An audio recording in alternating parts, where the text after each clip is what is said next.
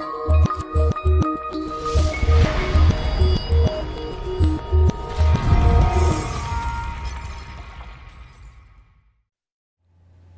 Gary Klaban here.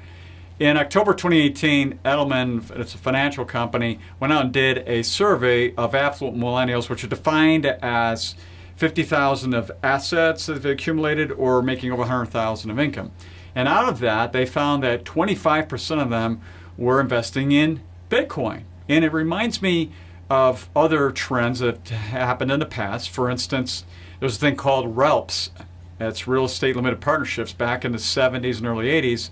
And those things were basically just a tax strategy, but the underlying real estate wasn't any good. And those did not work well, and people were really unhappy with them in the 80s and 90s as they didn't pan out. And then, of course, the dot-coms came about in the mid to late 90s. And everybody knows that story. Basically, the majority of them didn't pan out and ended up losing a lot of money was put into those. So Bitcoin is just an early cryptocurrency on what's more important, the blockchain. And blockchain now has many, many, many different kinds of smart contracts out there and other things and so forth.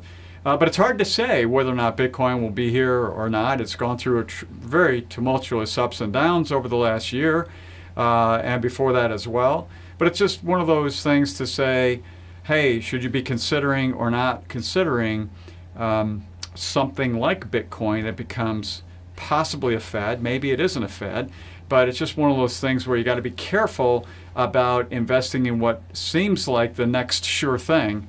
And there have always been the next sure thing in many different areas out there. So it's just being wary about what's out there and what's available versus the traditional ways to invest through the various markets that are available to investors to grow their wealth successfully over time.